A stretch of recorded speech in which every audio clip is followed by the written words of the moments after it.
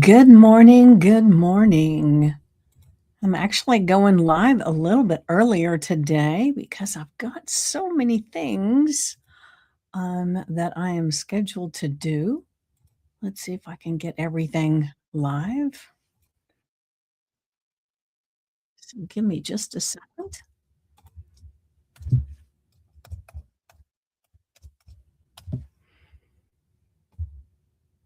All right. One more.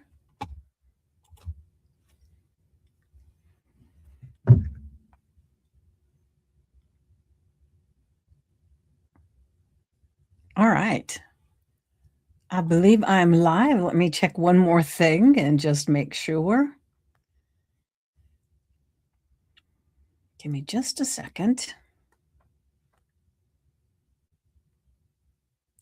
All right.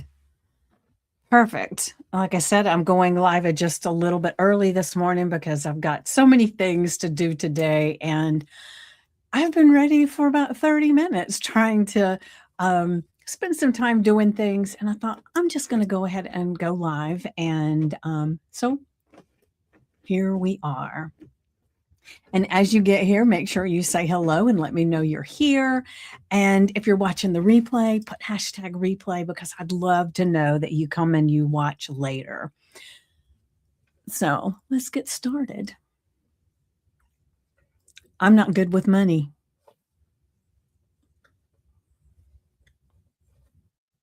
Some of you probably said that sentence before, right? And maybe it wasn't about money. Maybe it was something like, I'm not a morning person. I've never been good at relationships. I'm always late. I've always been this disorganized one. See, we say these things so casually, like we're just describing a fact about ourselves, kind of like we're reporting the weather, right? But the thing is, your subconscious isn't listening to that sentence as a description of your past. It's listening to it as an instruction for what to do next. Think about that. When you make a statement, I'm not good with money, you think you're summarizing something that's already true, something that's already happened. It's history.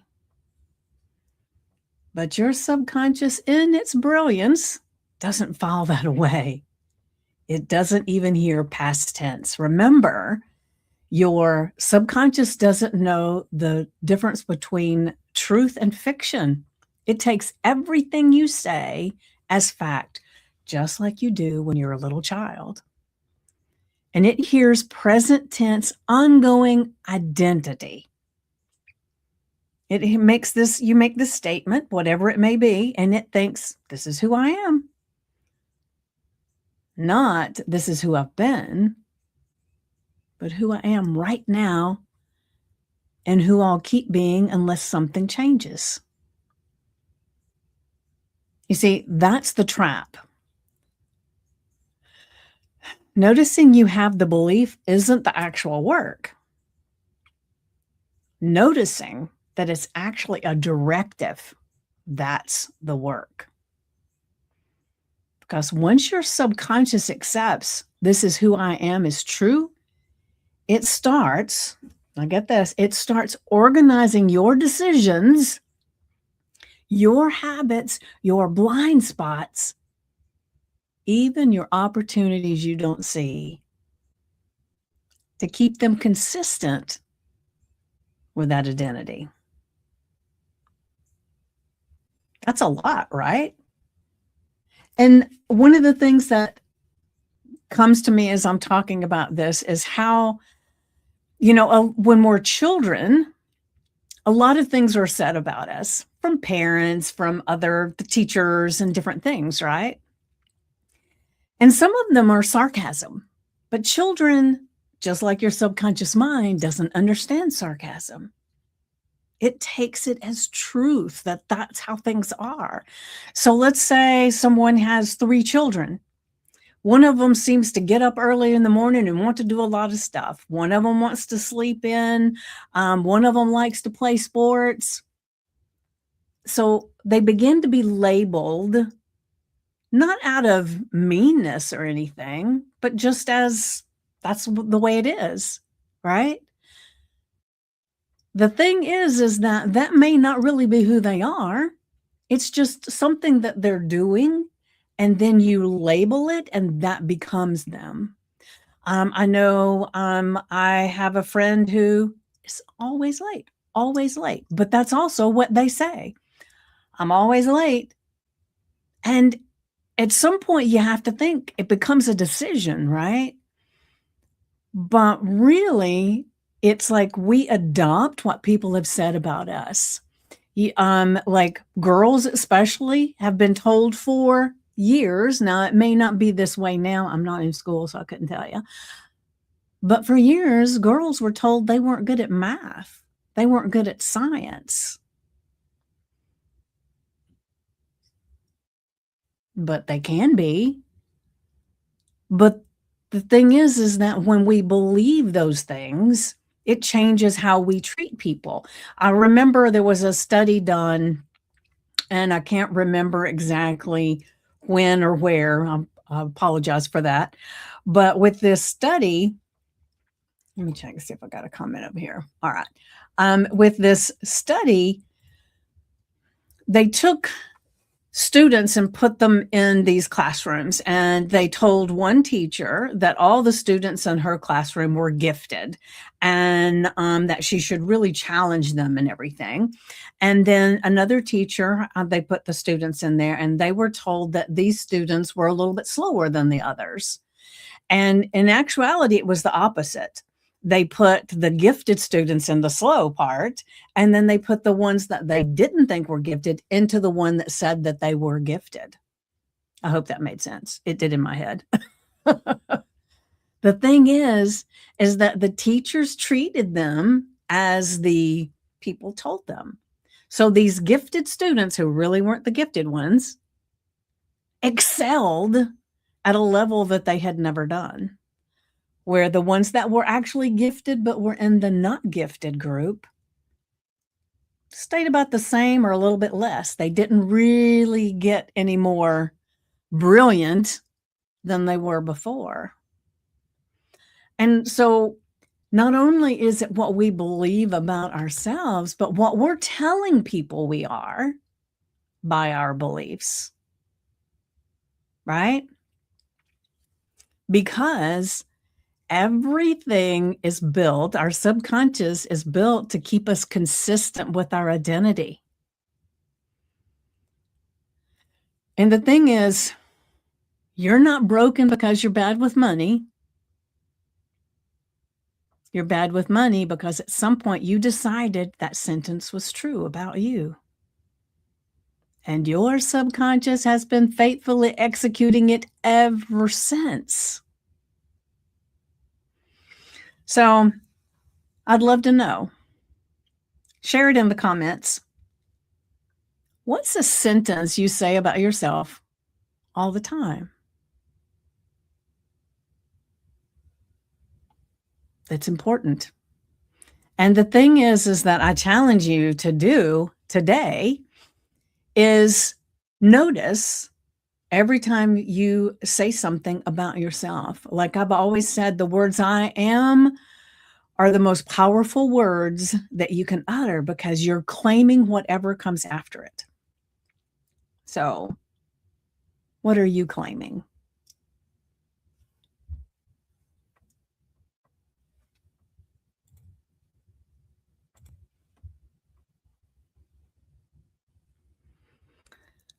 All right. So, one of the things that I wanted to touch on is there was a time, like I said, I had the friend who was constantly late and always fulfilled that.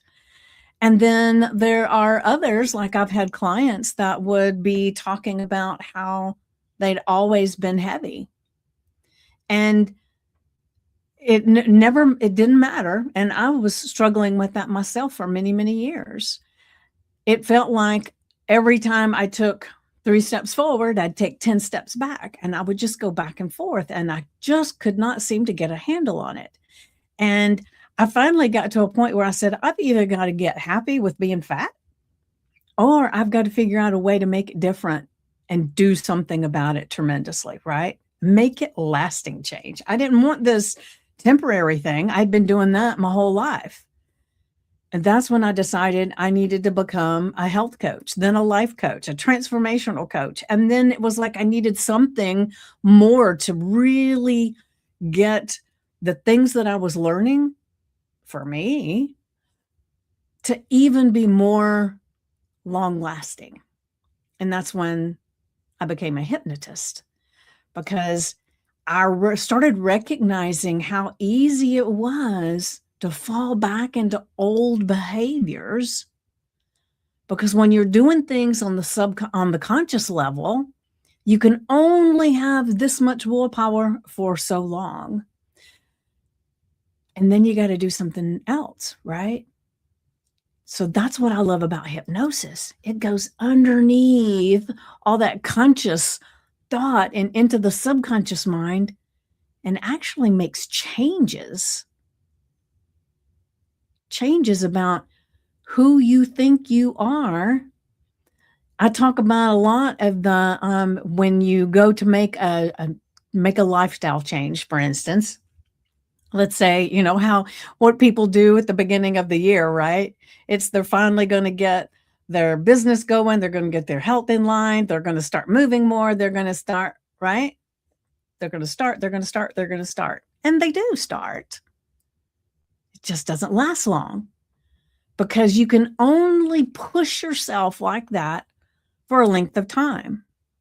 Like people in relationships, when they want someone to, well, let's go back here. There's a person that I know. Well, that doesn't matter. we're not really associated much anymore.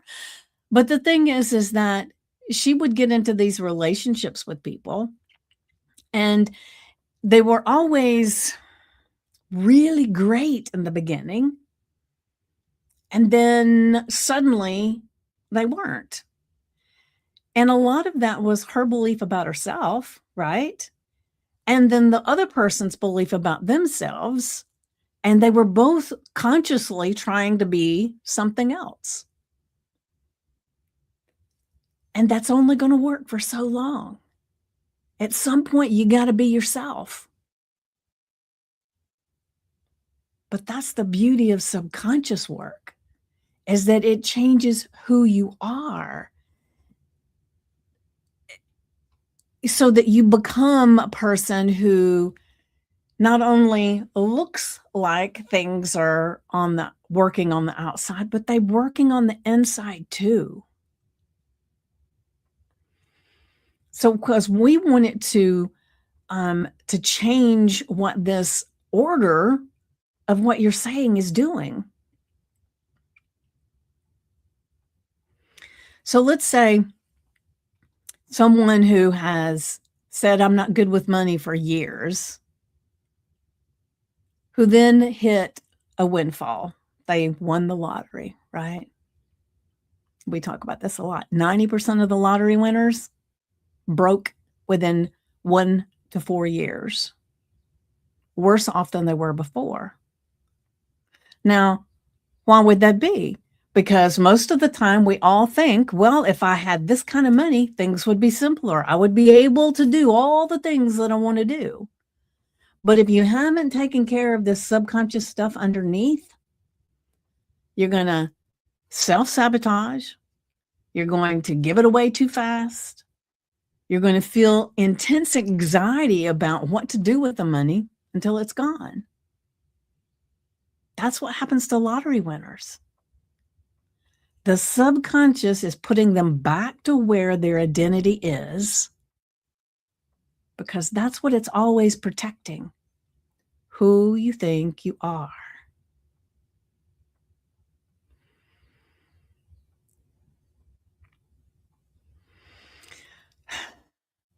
So a lot of people think The work stops with awareness. Oh, I see the pattern now, right? I see what I've been doing. But awareness alone doesn't cancel a standing instruction that your subconscious has been telling you forever. This is just who you are, right? I want you to notice, how often have you said, well, that's just who I am?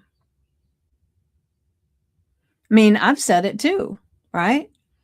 I'm more of a morning person. That's just who I am. I love dogs. I love cats. That's just who I am.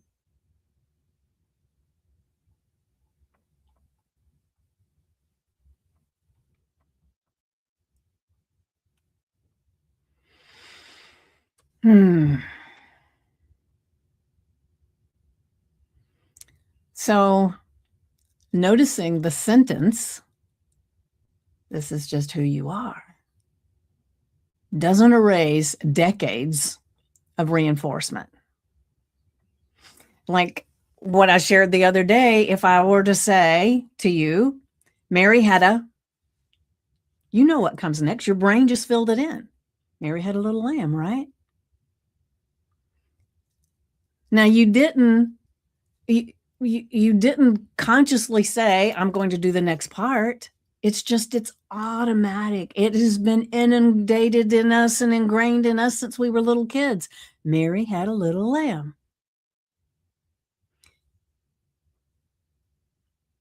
So is the words that you say about yourself. You don't consciously say it. You might recognize it after the fact. But we need to go to where the instruction actually lives, not just the thinking mind.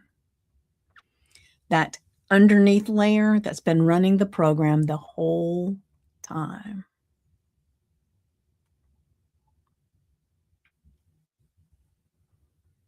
So, recognizing the sentence you say about yourself, step one. However, if step one were enough, you'd have already changed by now, because on some level, you already know this, right? The real work happens somewhere underneath the noticing. Somewhere underneath the noticing. So if something in this stirred up something for you, if you've got your own version of, I'm not good with money, what might yours be? I'm not good at relationships.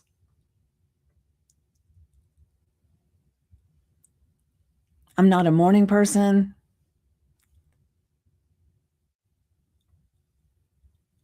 What comes up for you? I'm always late.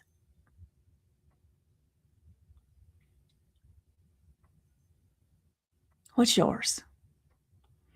That phrase that's running in the background.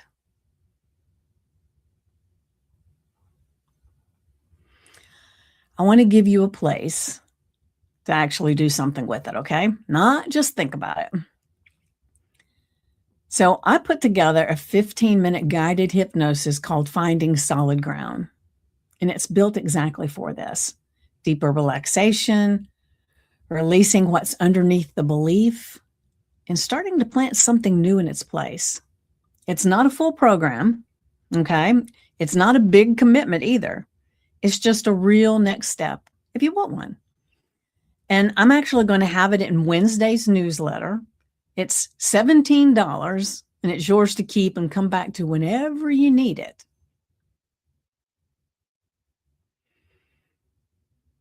So remember, your subconscious isn't grading your past. It's taking orders from what you say about yourself right now. So the real question isn't, is this true about me? The real question is, do I want to keep giving this order over and over and over again?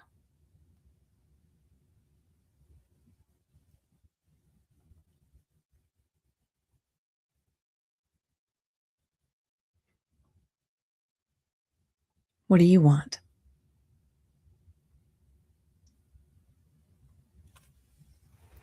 Now, if you're not signed up for my newsletter yet, I will put the link in the comments for you to do so. Go ahead and sign up. Something comes out every Wednesday, and this Wednesday we'll have this in there too. So I would love to have you join me. And as always, life is delicious. See what your directives that you're giving out today are. And I will see you next week. Mwah. Love you guys.